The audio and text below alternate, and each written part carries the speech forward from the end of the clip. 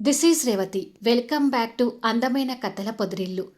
మహర్షి episode number 300 అంటే last episode. ఇక bye bye చెప్పి వెళ్ళిపోతున్న మహర్షి అవంతి. కథలకు వెళ్ళబోయే ముందు జనవరి నెలలో సూపర్ ఫ్యాన్స్ పర్క్ తీసుకొని మన ఛానల్ని సపోర్ట్ చేసిన వారికి ఒక థ్యాంక్స్ చెప్పుకొని వెళ్ళిపోదాము. సీత రాకోటి గారు, శ్రీలక్ష్మి గారు, రేవతి గారు,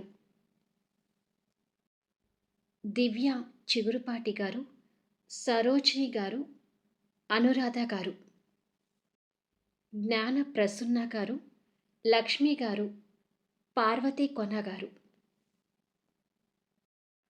గర్మి స్రవంతి గారు, కరణం భారతి గారు, కోసూరి లక్ష్మి గారు, స్టైలిస్టార్ ధృవాంత్ గారు, వెంకట శ్రీదేవి గారు, మీరందరూ సూపర్ ఫ్యాన్స్ పర్క్ తీసుకొని ఛానల్ని సపోర్ట్ చేస్తున్నందుకు పేరు పేరున నా హృదయపూర్వక ధన్యవాదాలు. ఇక కథలోకి వెళ్ళిపోదాం. అలా వాళ్ళు సంతోషంలో ఉండగానే అశ్విన్ కార్ దిగి అశ్విన్తో పాటు నందిత శిరీష కూడా కార్ దిగి లోపలికి వస్తారు. అదిగో అశ్విన్ నందిత వాళ్ళు కూడా వచ్చారు అని రాజశేఖర్ ఎదురు వెళ్ళి వాళ్ళని రిసీవ్ చేసుకుంటాడు. ఇంకా అశ్విన్ వాళ్ళు ఆనంది వాళ్ళని చూడలేదు. కానీ అమర్, ఆనంది, చైతన్య మాత్రం వాళ్ళ పార్ట్నర్స్ని చూసుకొని సంతోషపడుతుంటారు. రానందిత అని సుచరిత వెళ్ళి నందితని హక్ చేసుకుని రిసీవ్ చేసుకుని, కొత్త పెళ్లి కూతురి కళ నీ ముఖంలో కొట్టొచ్చినట్టుగా కనిపిస్తుందమ్మా శిరీష అని అంటుంది. శిరీష చిన్న స్మైల్ ఇచ్చి మళ్ళీ జరిగిన పెళ్లికి బాధపడుతూ ఉంటుంది. ఆ తర్వాత గౌతమ్, తాన్య, అవంతి, మిథున, వెంకట్ ఇలా అందరూ వచ్చి వాళ్ళని రిసీవ్ చేసుకుంటారు. నందిత కూడా జూనియర్ మహర్షిని ఎత్తుకొని ముద్దు చేసి, మహర్షి జీవన రాలేదా అవంతి అని అడుగుతుంది. అది వాళ్ళు బిజీగా ఉండి రాలేదు అని అవంతి ఇబ్బంది పడుతూ చెప్తుంది. తను చెప్పే విధానంలోనే వాళ్ళు ఎందుకు రాలేదో నందిత అర్థం చేసుకొని, సరేలే మహర్షిని జీవనాన్ని అడిగానని చెప్పు అని అంటుంది. అలాగే అని అవంతి నవ్వుతూ సమాధానం ఇస్తుంది. ఆ తర్వాత రాజీని కూడా ఎత్తుకొని ముద్దు చేసి, ఆరోగ్యం బాగుంటుంది కదా మిథున అని పలకరింపులు అవుతుంటాయి. అశ్విన్, గౌతమ్ కూడా స్నేహంగా కలిసిపోయి మాట్లాడుకుంటూ ఉంటారు. పదండి కూర్చుందరు గాని అని గౌతమ్ చెప్పగానే ఈ ముగ్గురు కొంచెం ముందుకు అడుగులు వేసి వాళ్ళ లైఫ్ పార్ట్నర్స్ని చూస్తారు. అమర్, చైతన్య, ఆనంది నవ్వుతూ చూస్తుంటే నందిత, అశ్విన్, శిరీష మాత్రం వాళ్ళని ఉరిమి చూస్తుంటారు. యమా అంటూ ఆనంది పరిగెత్తుకుంటూ వచ్చి అశ్విన్ని హక్ చేసుకుంటుంది. నోట్: ప్రెజెంట్ ఇప్పుడు నడుస్తున్న ప్రియమైన రాక్షసి కంటెంట్‌కి తగ్గట్టుగా ఇక్కడ వీళ్ళ సీన్స్ వస్తున్నాయి. అశ్విన్ ముందు భార్యని కోపంగా చూసినా, తర్వాత తను హగ్ చేసుకునేసరికి ఆటోమేటిక్‌గా అశ్విన్ 2 చేతులు కూడా ఆనంది చుట్టూ అల్లుకున్నాయి. వాళ్ళని అలా చూసి రాజశేఖర్‌తో సహా అందరూ సంతోషపడుతుంటారు. నన్ను మా ఆనంది నిలయానికి పంపించావు కదా! నేను నిన్ను చాలా మిస్ అవుతున్నాను యమా అని అంటుంది ఆనంది బాధపడుతూ. అంతలో అశ్వినికి అతని స్థితి గుర్తొచ్చి నిదానంగా ఆనందిని వదిలి తనని దూరంగా నిలబెట్టి తనకు మాత్రమే వినిపించేలా మాట్లాడుతూ, నువ్వు తప్పు చేశావు. నిన్ను ఇంటి నుంచి పంపించాను. అయినా ఇప్పుడు మనం ఒకరి ఇంటి ఫంక్షన్‌కి వచ్చాము. నువ్విలా ఏడుస్తూ నన్ను హగ్ చేసుకోవడం కరెక్ట్ కాదు. నాకు దూరంగా ఉండు అని అంటాడు. అశ్విన్ మాటలకి ఆనంది ఇంకా బాధపడుతూ ఉంటుంది. అమర్ వాళ్ళ దగ్గరికి వెళ్ళి భార్య పిల్లల్ని కనులారా చూసుకొని బాధపడుతున్న కోడల్ని దగ్గరకు తీసుకొని, అమ్మ ఆనంది, పాప బారసాల ఫంక్షన్కి వచ్చి అలా కన్నీళ్ళు పెట్టుకోకూడదు, ఊరుకో అంటూ కోడల్ని సముదాయిస్తాడు. మరి కాసేపటికి గౌతమ్, తాన్య వాళ్ళ పాపని ఎత్తుకొని పీటల మీద కూర్చొని ఉంటే పంతులు గారు మంత్రాలు చదువుతూ ఉంటారు. వాళ్ళకి దగ్గరలోనే చెరో పక్క రాజశేఖర్, సుచరిత కూడా కూర్చొని ఉంటారు. ఒక పక్క అమర్, బెనర్జీ మాట్లాడుకుంటూ ఉంటే నందిత తులసితో మాట్లాడుతూ ఫంక్షన్ చూస్తుంటారు. ఇక వెంకట్‌కి ఇరుపక్కల చైతన్య, అశ్విన్ కూర్చొని ఉంటారు. మిథునకు ఇరుపక్కల శిరీష, ఆనంది కూర్చొని ఉంటారు. ఒక పక్క పూజ జరుగుతూ ఉంటుంది. ఇంకొక పక్క విడిపోయిన ఈ ముగ్గురు జంటలు ఒక సైడు నుండి కోపపు చూపులు, ఇంకొక సైడు నుండి చిరునవ్వు చూపులు ప్రసరిస్తూ ఉంటాయి. ఇక ముద్దులొలికే పాపని ఒడిలో కూర్చోబెట్టుకొని గౌతమ్, తాన్య పూజ చేస్తూ ఉంటారు. పంతులు గారు మంత్రాలు చదువుతూ పాపకి ఏం పేరు పెట్టదలుచుకున్నారు అని అడుగుతాడు. ఏం పేరు పెడతారా అని అందరూ ఆసక్తిగా చూస్తూ ఉండగా గౌతమ్ తండ్రి వైపు చూస్తాడు. రాజశేఖర్ మనవరాల వైపు ప్రాణంగా చూస్తూ జీవన, జీవన అని నామకరణం చేయండి పంతులు గారు అని అంటాడు. అది విని అందరూ ఎమోషనల్‌గా సంతోషపడుతుంటారు. సుచరిత కూడా అదే భావంతో ఉంటుంది.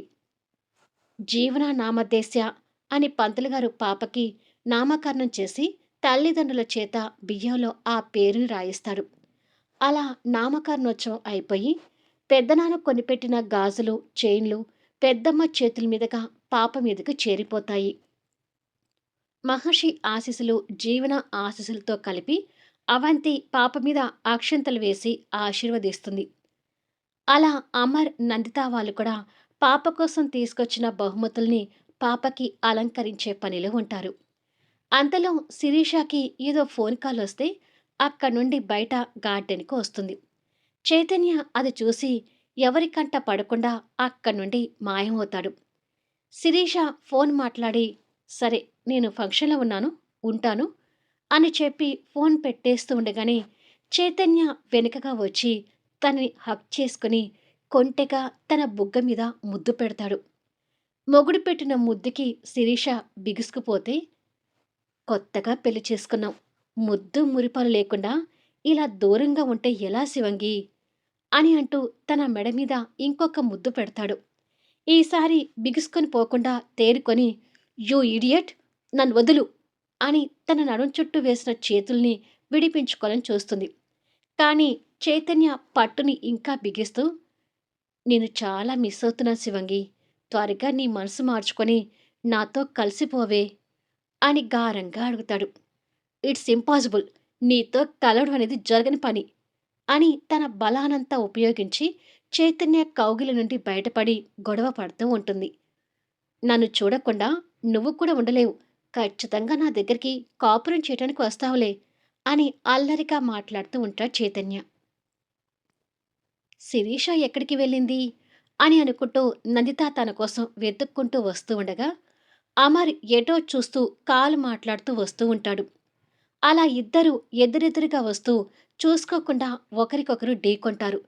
ఇద్దరి తలలు టప్పున ఢీకొని నొప్పితో "అబ్బా" అని ఇద్దరు నుదురు రుద్దుకుంటారు. "మిస్టర్ అమరేంద్ర గారు, కళ్ళు కనిపించడం లేదా మీకు?" అని నందిత కోపంగా అడుగుతుంది. కానీ అమర్ చిరునవ్వు చిందిస్తూ, "అదే ప్రశ్న నేను వేస్తే నాకే సమాధానం చెప్తారు శ్రీమతి గారు" అని కొంటెగా అడుగుతాడు. కోపంగా పళ్ళు నూరుతూ, "శిరీష ఎక్కడికో వెళ్ళింది. తనని వెతుక్కుంటూ వచ్చి నిన్ను ఢీకొన్నాను" అని అంటుంది. నందిత పక్కగా ఉన్న విండో నుంచి అమర్ అనుకోకుండా బయటికి చూసేసరికి చైతన్య కూతుర్ని ఆట పట్టించడం కనిపిస్తూ ఉంటుంది. అది చూసి నవ్వుకొని, "శిరీష ఇటు పక్కగా వెళ్తుంటే చూశాను నందిత" అని అల్లుడికి, కూతురికి కొంచెం ప్రైవసీ ఇవ్వాలనే ఉద్దేశంతో పెళ్ళాన్ని పక్కదారి పట్టిస్తాడు. "అవునా" అని అనుకొని అమర్ చెప్పింది నమ్మి, "శిరీష" అంటూ అటు పక్కగా వెళ్ళిపోతూ ఉంటుంది. "పాపం నా శ్రీమతి గారు" అని అమర్ అనుకుంటూ ఉంటాడు. అలా నందిత శిరీష కోసం వెతుకుతుంటే కొద్దిసేపటికి అశ్విన్ తల్లికి ఎదురుపడి, "శిరీష ఇటు రాలేదమ్మా. ఫోన్ కాల్ వస్తే ఆ కాల్ మాట్లాడుతూ అటువైపే వెళ్ళింది" అని చెప్పడంతో నందిత అమర్ వైపు గుడ్లు ఉరిమి చూస్తుంది. అమర్ అది గమనించి ఏమీ తెలియనట్టుగా పక్క చూపులు చూస్తుంటాడు.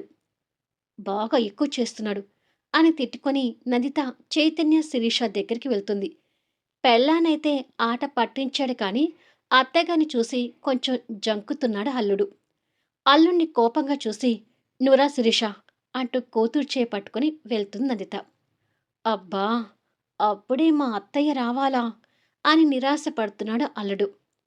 ఇక అశ్విన్ ఎక్కడుంటే అక్కడ యమా యమా అంటూ ఆనంది వెళ్ళడం మామూలే. ఇక ఫంక్షన్ దగ్గర చూస్తే బెనర్జీ, తులసి గారు, వెంకట్, మిథున, ప్రమోద్, వర్ష, కరణ్, జాన్వి జంటలుగా వచ్చి గౌతమ్, తాన్య పాప మీద అక్షింతలు వేసి ఆశీర్వదిస్తారు. అలా జంటలుగా అక్షింతలు వేసి ఆశీర్వదించటం ఆనందికి ఆశగా ఉంటుంది. మరి కొద్దిసేపటికి బెనర్జీ అమర్, నందిత వాళ్ళ దగ్గరికొచ్చి, "అమ్మ నందిత, అమర్, ఇలా అంటున్నానని తప్పుగా అనుకోకండి. మీ 2 కుటుంబాల్లో మీకు ఎన్ని మనస్పర్ధలున్నా పాపను మాత్రం జంటగా ఆశీర్వదించండమ్మా. అది మీకు మంచిది, ఆ పాపకి మంచిది" అని అంటాడు. "నాకు ఓకే బెనర్జీ. కానీ ఈ మేడం ఏమంటుందో" అంటాడు అమర్ పెళ్ళాం వైపు సైడ్‌గా చూస్తూ. నందిత మొగుడు వైపు ఉరిమి చూసి, "పాప దగ్గర నేను ఎలాంటి స్వార్థం చూపించను. నాకు ఓకే. అలాగే మా పిల్లలు కూడా జంటలుగా వచ్చి పాపని ఆశీర్వదిస్తారు" అని అంటుంది. అలా అమర్, నందిత పీటల మీద కూర్చున్న గౌతమ్, తాన్య పాప మీద అక్షింతలు వేసి ఆశీర్వదిస్తారు. ఆ తర్వాత అశ్విన్, ఆనంది కూడా కలిసి వచ్చి అక్షింతలు వేసి ఆశీర్వదిస్తారు. అలా మొగుడితో కలిసి అక్షింతలు వేసినందుకు ఆనంది మహా ఆనందంలో ఉంటుంది. అశ్విన్ మనసులో కూడా ఆనందితో కలిసి అక్షింతలు వేసినందుకు సంతోషంగా ఉన్నా, తను చేసిన తప్పును క్షమించలేక పైకి మాత్రం కోపం చూపిస్తూనే ఉంటాడు. ఇక ఎప్పుడూ రుసరుసలాడే శిరీష మాత్రం ఇప్పుడు చిన్న స్మైల్ ఇస్తూ చేతినితో కలిసి అక్షింతలు వేసి ఆశీర్వదిస్తుంది. అలా ఆ పాపకి అందరి ఆశీర్వాదాలు అందుతుంటాయి. గౌతమ్ ఆ ముగ్గురు జంటలు విడిపోయి బాధపడటం గమనించి వెంకట్‌ని పిలిచి ఏదో చెవిలో చెప్తాడు. గౌతమ్ చెప్పింది విని, "సరే నేను చూసుకుంటానులే" అని చెప్పి వెంకట్ వెళ్ళిపోతాడు. భోజనాలు పెట్టే దగ్గరికి వెంకట్ వచ్చి అమర్ ఫ్యామిలీ మొత్తం ఒకే దగ్గర జంటలుగా కూర్చునే విధంగా సెట్ చేస్తాడు. అదే గౌతమ్ చెప్పింది. తర్వాత మిథున వాళ్ళని తీసుకొచ్చి జంటలుగా కూర్చునే విధంగా సెట్ చేస్తుంది.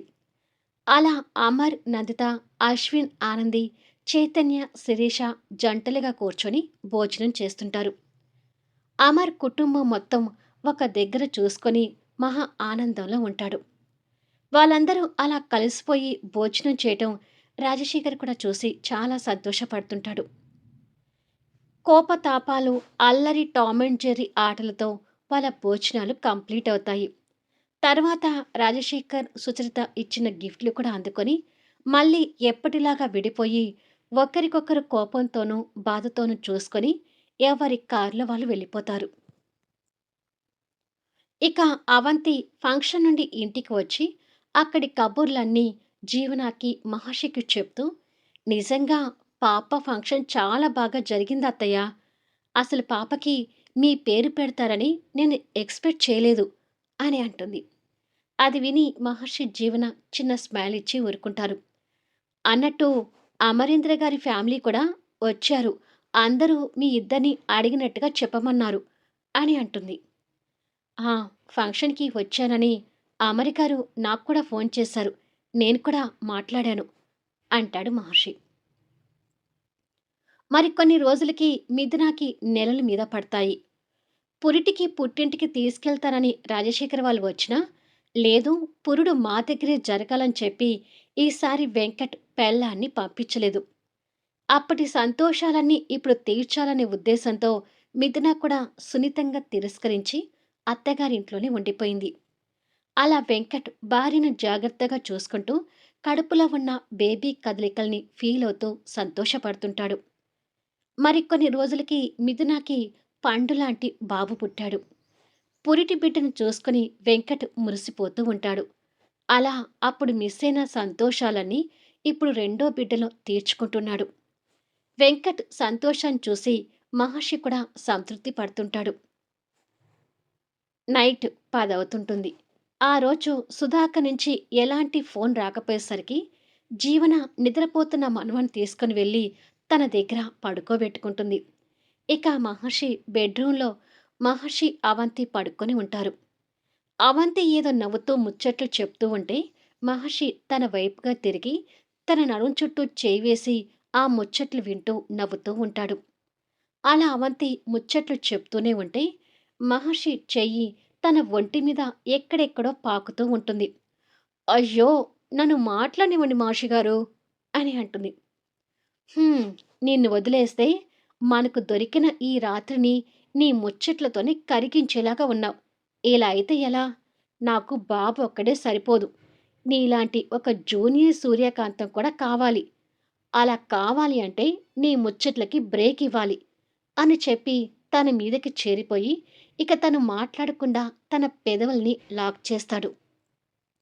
ఇక సూర్యకాంతం కూడా మహర్షికి సరెండర్ కాక తప్పక ఆ ముద్దుకు సహకరిస్తూ ఉంటుంది. తనివి తీరా తన అద్రాల మీద దాడి చేస్తూ ముద్దాడుతూ సూర్యకాంతాన్ని ఉక్కిరి బిక్కిరి చేస్తూ తన శరీరంతో కలిసిపోతాడు. ఎప్పటికో కాసేపటికి తనని వదిలేసి అలసిపోయిన తన్ని ఛాతీ మీదకి తీసుకుని జోకొడుతూ తనని నిద్రపుచ్చుతూ మహర్షి కూడా నిద్రపోతాడు. తాన్య ఆఫీస్కి వెళ్ళటానికి అద్దం ముందు రెడీ అవుతూ ఉంటే గౌతమ్ స్నానం చేసి టవల్ కట్టుకొని తనని చూస్తూ దగ్గరికొచ్చి అల్లరిగా అతని నడుముతో తన నడుముని ఢీకొట్టి పక్కకు నెట్టి అద్దం ముందుకు చేరుకుంటాడు. అబ్బా గౌతమ్, రెడీ అవుతుంటే ఏంటి నువ్వు అంటూ చిరుకోపం ప్రదర్శిస్తుంది తాన్య. నేను స్నానానికి వెళ్ళకముందు మిర్రర్ ముందుకు వచ్చావు. ఇంకా రెడీ అవుతూనే ఉన్నావు. ఇలా అయితే నేనెప్పుడు రెడీ కావాలి డెవిల్ అని అంటాడు. మధ్యలో నీ కూతురు ఏడుస్తుంటే వెళ్ళాను గౌతమ్ అని అంటుంది. హా, ఏదనంటే నా కూతురి మీద కంప్లైంట్ చేస్తావు అని చెప్పి తన్ని మీదకి లాక్కొని గట్టిగా తన బుగ్గ మీద ముద్దు పెడతాడు. అబ్బా, రాత్రంతా నన్ను హూనం చేసిన సరిపోవడం లేదా? ఇప్పుడు కూడా నీ ముద్దులతో చంపాలా అని గౌతమ్ బుగ్గ పట్టుకొని కొంటెగా అడుగుతుంది. ఏంటో ఈ డెవిల్‌తో ఎంత సరసం ఆడినా సరిపోదు. ఇంకా ఇంకా కావాలనిపిస్తుంది అని అంటూ తన నడుం చుట్టూ చేతులల్లేసి ఈసారి బుగ్గ కాకుండా తన పెదవులందుకుంటాడు. ఇక ఇద్దరి పిల్లలు మిద్దున దుంప తెంచుతుంటే అప్పటికి ఆఫీస్‌కి రెడీ అవుతున్న వెంకట్ అద్దాల నుండి పిల్లలకు స్నానాల తర్వాత బట్టలు వేయటానికి తిప్పలు పడుతున్న మిథునాని చూసి నవ్వుతూ పాపం, మా దుష్టశక్తికి ఎన్ని కష్టాలొచ్చాయో అని అనుకొని వాళ్ళ దగ్గరికొచ్చి మిథునాకి సహాయం చేస్తూ పిల్లల్ని రెడీ చేస్తుంటాడు. నువ్వేమో ఎంచక్కా ఆఫీస్‌కి వెళ్ళిపోతావు. నేను మాత్రం ఈ పిల్లలతో కుస్తీలు పడుతున్నాను అని అంటుంది. నీకా మాత్రం ఉండాలి. లేదంటే టామ్ అండ్ జెర్రీలా ఎప్పుడు నాతో గొడవ పడుతూ ఉంటావా అని అంటాడు. అది విని చురుగ్గా చూస్తుంటే వెంకట్ నవ్వుతూ అప్పటికి పిల్లల్ని రెడీ చేసి పిల్లలిద్దరికీ ముద్దు పెట్టి నేను ఆఫీస్‌కెళ్ళొస్తాను.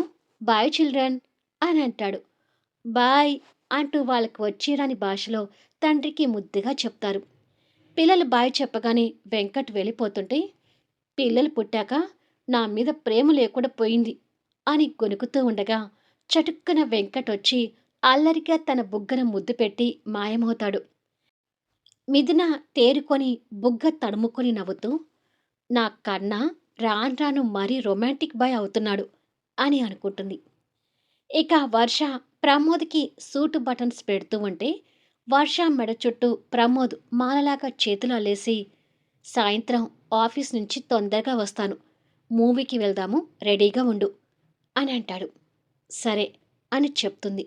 ఇదిగో మూవీ తర్వాత నేను అలసిపోయానని చెప్పి బెడ్ మీద నాతో టైమ్ స్పెండ్ చేయకుండా రాగానే పడుకొని నిద్రపోతే సరిపోదు.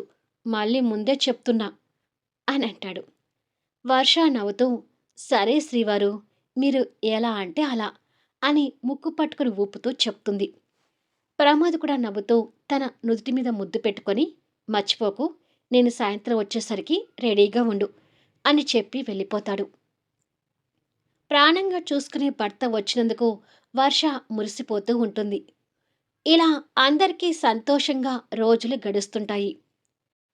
ఇలా ఒకరోజు రాజశేఖర్ ఇంట్లో మనవరాలతో సందడిగా గడుపుతూ ఉండగా సర్వెంట్ అక్కడ డైనింగ్ టేబుల్ క్లీన్ చేస్తూ మా అమ్మాయికి దుబాయ్‌లో పెద్ద ఉద్యోగం వచ్చిందమ్మా, త్వరలోనే వెళ్తుంది అంటూ సుచరితకి గొప్పగా చెప్తుంది. మీ అమ్మాయి చదివింది ఇంటర్మీడియేట్ అన్నావు కదా! ఇంటర్మీడియేట్‌కి దుబాయ్‌లో ఏ ఉద్యోగం వచ్చింది అని అడుగుతూ సుచరిత. ఏ ఉద్యోగమో నాకు కరెక్ట్‌గా తెలీదమ్మా, కానీ జీతం పెద్ద ఎత్తున వస్తుందని మా అమ్మాయిని దుబాయ్ పంపిస్తున్న ఏజెంట్ ఆఫీస్ వాళ్ళు చెప్పారంట అని పని మనిషి అమాయకంగా మాట్లాడుతుంటే రాజశేఖర్ ఆ మాటల్ని అనుమానంగా వింటూ ఉంటాడు. అక్కడికి విమానాల వెళ్ళటానికి కూడా చాలా డబ్బులు అవుతాయంట కదమ్మా! అవన్నీ కూడా వాళ్ళే పెట్టుకుంటున్నారంట. ఏమైనా మా అమ్మాయి అదృష్టవంతురాలు అంటూ సంతోషంగా చెప్తుంటుంది తను. మనవరాల్ని ఆడిస్తున్న రాజశేఖర్ గారు ఆ మాటలు విని అనుమానపడుతూనే, "ఒకసారి మీ అమ్మాయిని రమ్మని చెప్పు. నేను తనతో మాట్లాడాలి" అని అంటాడు. "అలాగే బాబుగారు, ఇప్పుడే ఫోన్ చేస్తానుండండి" అంటూ వాళ్ళ అమ్మాయికి ఫోన్ చేస్తుంది. కాసేపటికి ఆ అమ్మాయి రాజశేఖర్ ముందు నిలబడి ఉంటుంది. రాజశేఖర్‌తో పాటు సుచరిత కూడా అక్కడే ఉంటుంది. "నీ ఉద్యోగం గురించి బాబుగారు అడుగుతుంటే చదువురాని నేను సరిగ్గా చెప్పలేకపోయానే. ఆ వివరాలు ఏవో నువ్వు చెప్పు" అని అంటుంది సర్వెంట్. "అలాగనేమ్మా" అని ఏ ఉద్యోగం ఇప్పిస్తారనేది వాళ్ళు నాకు కూడా సరిగ్గా చెప్పలేదు సార్. కాకపోతే నాకు చదువు దగ్గ ఉద్యోగం చూపిస్తానని అన్నారు. మా ఫ్రెండ్స్ కూడా ఓ నలుగురు వెళ్తుంటే వాళ్ళతో పాటు నేను కూడా వెళ్తున్నాను సార్ అని అంటుంది. నిన్ను పంపిస్తానన్న ఆ ఏజెంట్ ఎవరు? అతని డీటెయిల్స్ నీ దగ్గర ఉన్నాయా? అని అడుగుతాడు రాజశేఖర్. ఉన్నాయి సార్ అంటూ అతని డీటెయిల్స్ ఇస్తుంది. రాజశేఖర్ ఆ డీటెయిల్స్ తీసుకుని ఒకసారి మనం అతన్ని కలుద్దాం పద అంటూ రాజశేఖర్ ఆ అమ్మాయిని తీసుకుని వెళ్తాడు. నైట్ 9 అవుతుండగా ఆ ఏజెంట్ బాగోతం బట్టబయలవుతుంది.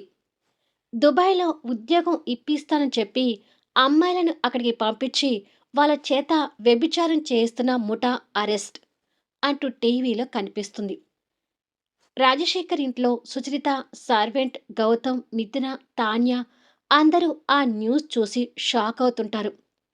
దుబాయ్‌కి వెళ్ళాలనుకున్న సర్వెంట్ కూతురుతో పాటు తన స్నేహితులు నలుగురు కూడా టీవీలో కనిపిస్తుంటారు.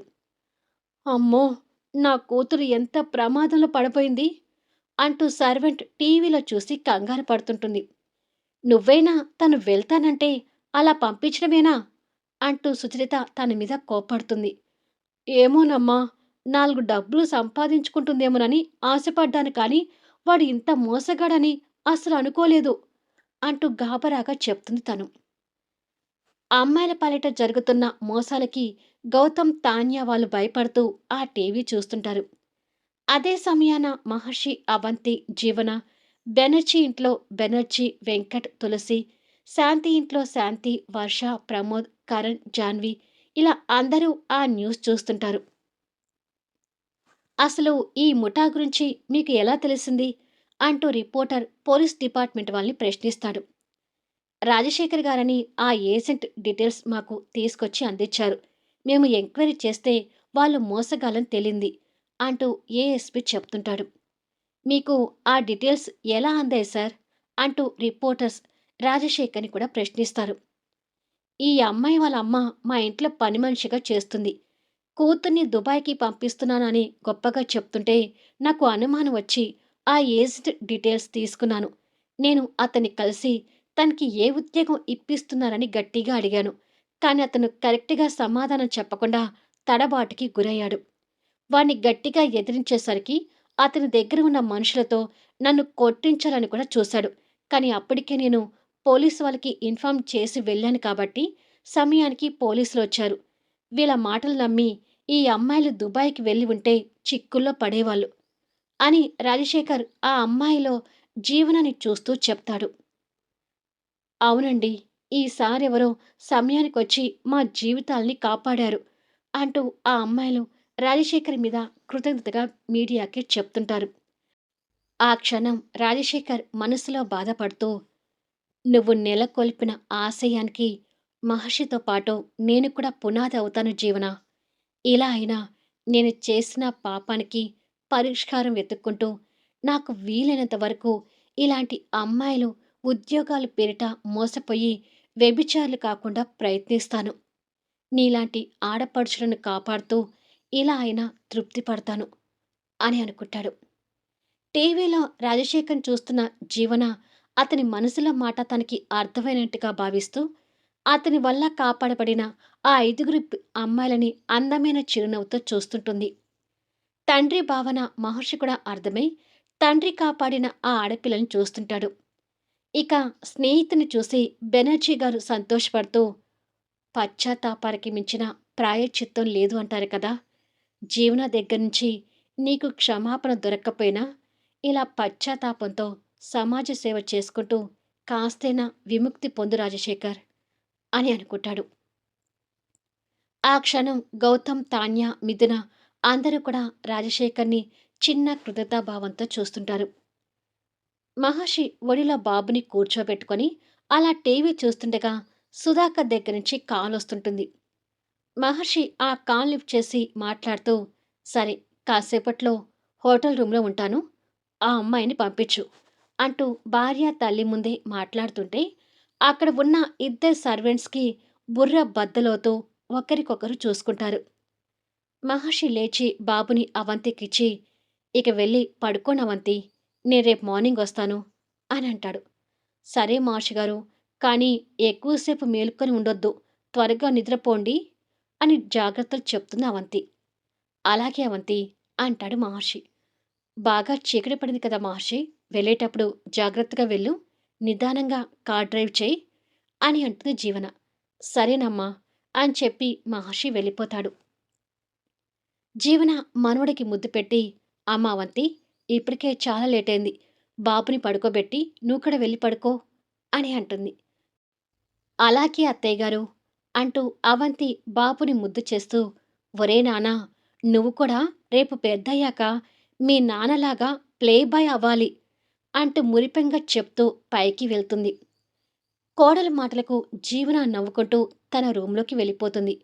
అదంతా చూస్తున్న ఆ ఇద్దరు సర్వెంట్స్‌కి మాత్రం ఏమీ అర్థం కాక జుట్టు పీక్కొనే పరిస్థితిలో ఉంటారు. అంటే మిగతా అందరి దృష్టిలో మహర్షి ఎప్పటికీ ప్లే బాయ్‌గానే నిలిచిపోతాడు. శుభం. ఉద్యోగాల పేరిట గల్ఫ్ దేశాలకు అంటూ వెళ్ళి ఎంతోమంది మోసపోతున్నారనేది సోషల్ మీడియాలో చూస్తే అర్థమవుతుంది. ఈ కథ రాయటానికి ఆ వీడియోలు కూడా నన్ను ప్రభావితం చేశాయి. జీవనది నేను కథగా తీసుకున్నా, ఇలాంటివి బయట ఎన్నో జరిగాయి. ఎంతోమంది మోసపోయారు. మోసపోతూనే ఉన్నారు. అలా మోసపోయి ఈ వృత్తిలో ఉన్న వాళ్ళందరికీ ఈ స్టోరీ అంకితం చేస్తూ వారికి శతకోటి నమస్కారాలు. సబ్స్క్రైబర్స్‌కి రోజు ఈ సీరియల్ వచ్చే టైంలో 4 స్తంభాలాట న్యూ సీరియల్ వస్తుంది. సో, ఆ టైంని డైలీ ఫాలో అవ్వండి. ఇది చివరి ఎపిసోడ్ కాబట్టి మీ అమూల్యమైన అభిప్రాయాలను తెలియచేయాలని కోరుకుంటున్నాను. ఇప్పటి వరకు ఈ సీరియల్‌ని ఆదరించిన ప్రతి ఒక్కరికి పేరు పేరున నా ధన్యవాదాలు తెలుపుకుంటున్నాను. అసలు మధ్యలో ఛానల్‌కి ప్రాబ్లమ్ వచ్చి సీరియల్ ఆగిపోయింది. తర్వాత ఛానల్ తిరిగి వచ్చి సీరియల్ స్టార్ట్ చేయాలంటే భయపడ్డారు. అసలు 3 నెలలు గ్యాప్ వచ్చింది. ఈ సీరీస్ చూస్తారా లేదా? లేదా మళ్ళీ ఇంకేదైనా కొత్త సీరీస్ స్టార్ట్ చేయాలా? ఇలా రకరకాల ఆలోచనలతోని మహర్షి మళ్ళీ స్టార్ట్ చేశాను. కానీ నా భయాన్ని ప్రారదోలుతూ మీరు సీరియల్ మీద చూపించిన అభిమానంతో ఇక్కడి వరకు వచ్చాను. మీ అభిమానాన్ని ఎప్పటికీ మర్చిపోలేను. Once again thank you so much. Thank you for listening.